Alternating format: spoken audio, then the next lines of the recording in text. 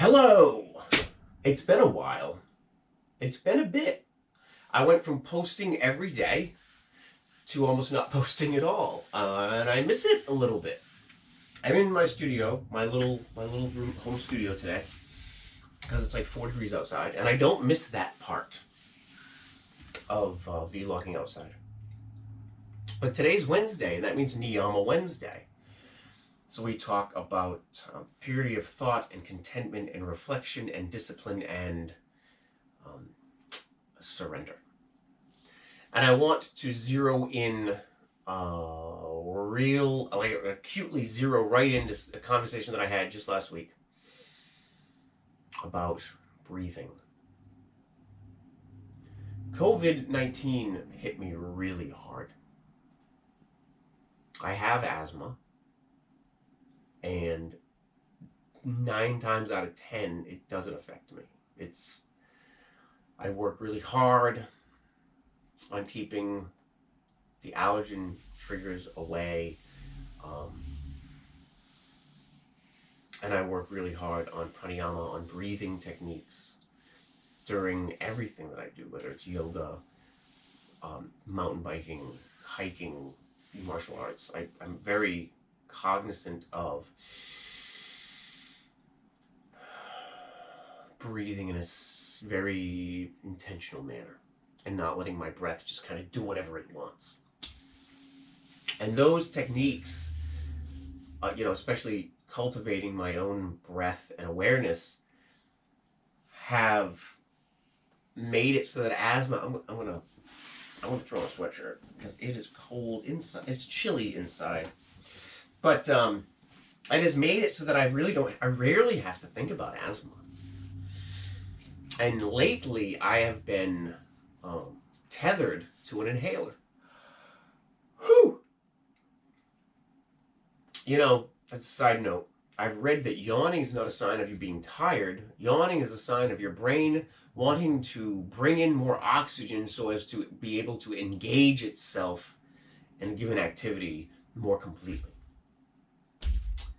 Having said that, I've been I am almost always within arm's reach of an inhaler since COVID hit me, and I haven't been today. So that's great news. But there's been like a bunch of lessons that I've taken to heart, things that I've taught other people, things that have inspired other people, I had to double down on.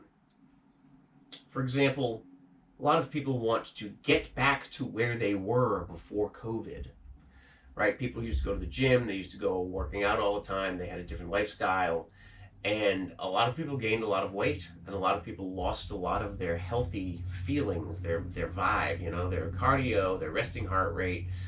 They just don't feel as healthy as they were because they're not moving as much. They don't go to the gym anymore. They don't do the thing, right? And I would often say that trying to get back to where you were is like trying to go back in time. It's gone. It doesn't exist anymore. Start from where you are. Make choices that you want to make now about being healthy and move forward toward new and better health. And I found myself echoing those words to myself. I wanted to get back to where I was pre-COVID. And what I meant by that is I wanted to be able to breathe more easily. I felt like I had a weight on my chest all the time. I felt like I had already climbed this hill. I'd already coped with all this stuff. I didn't want to deal with it again. But the fact of the matter is, that's going back in time, isn't it? I had to have a lot of self-reflection and truth or purity in my thinking. I'd have the discipline to look starkly at the reality. I had to have the discipline, the tapas, right, to bring my practice to meet my breathing. Because my breathing capacity has been so diminished that I've had to change how I engage my body in an energetic space. I had to learn to be content with that, because honestly, there are people who are not so lucky. It doesn't matter how bad my breathing has been, there are people who are still on ventilators. And I had to pay attention that I'm still in a great place. And lastly, I had to surrender the idea of what my practice was. And I haven't gotten there with that one yet. It's going to take some time. It's going to take some time for me to surrender where I was physically and really exist where I am now. And until I do that,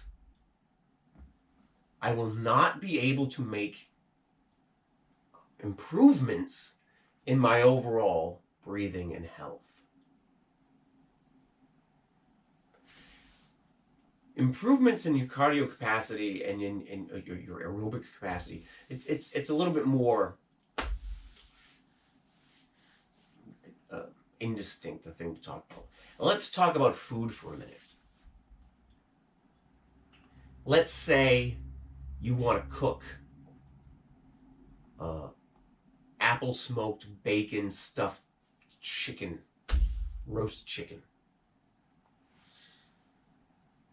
And you struggle to adequately cook a microwave meal.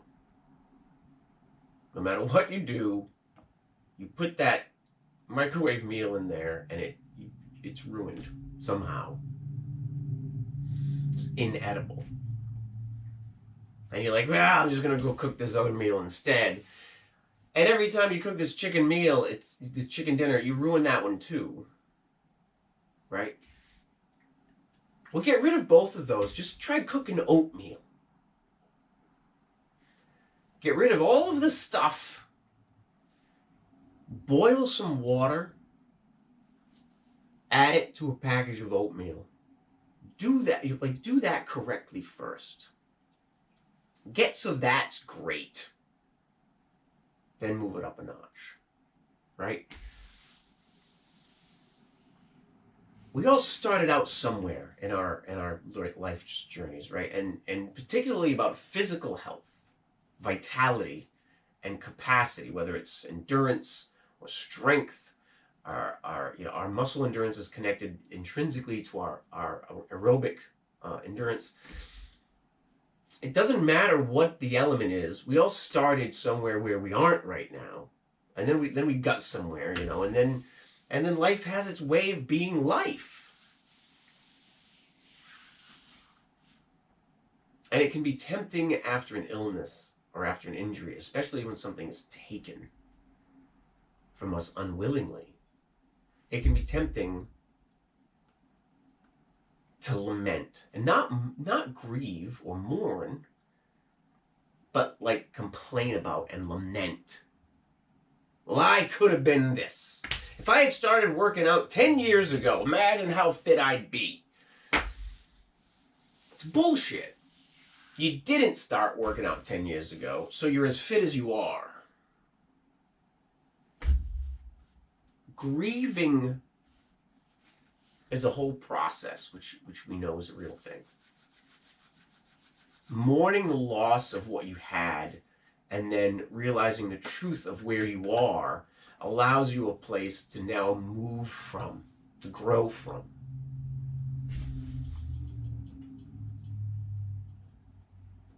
And it's not easy. I'm not suggesting it's easy. It's been difficult. I'm not yet ready to surrender that person that's gone. But the person that I was is gone. I can't hop into a 100-degree studio and crank out, you know, a 75-minute class with half a dozen arm balances and walk out feeling like I can fly around the block. I can't do that. That person is gone.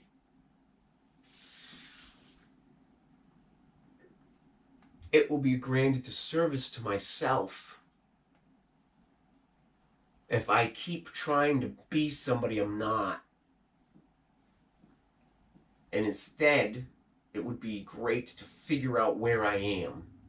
And the sooner I get that way, right, the sooner I come through that journey, the sooner I can start developing my breathing in a completely new way. And you can, you know, for the sake of motivation, you can say I can be superior, big, you know, better, stronger. We can rebuild him. I can't even say the quote. We can rebuild him faster, better, stronger. Right? We have the technology. I keep doing this because my legs are cold. Because it's cold in this house. Because it's like 3 degrees outside. And the niyamas have been instrumental in giving me a framework to reflect upon this reality. It has not been easy. It's been easier.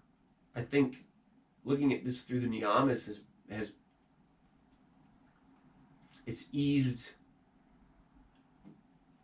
this transition for me. So there you have it, right? The niyamas are only one of the 8 limbs of yoga, and those alone have provided me with a way to transform how I look at aspects of my life. I can look at parts of my life and my relationships with other people in a way that feels healthy and good and just and right.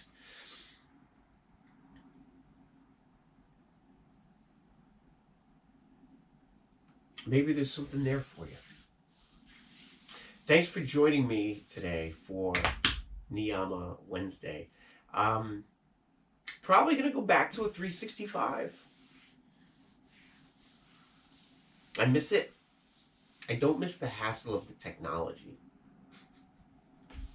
But I feel like I had just pretty much streamlined the whole process and then it was over. So I think I'm going to go back to it. I think I need it. I think I benefit from it.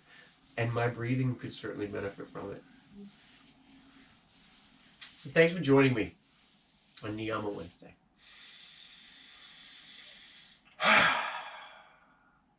Namaste.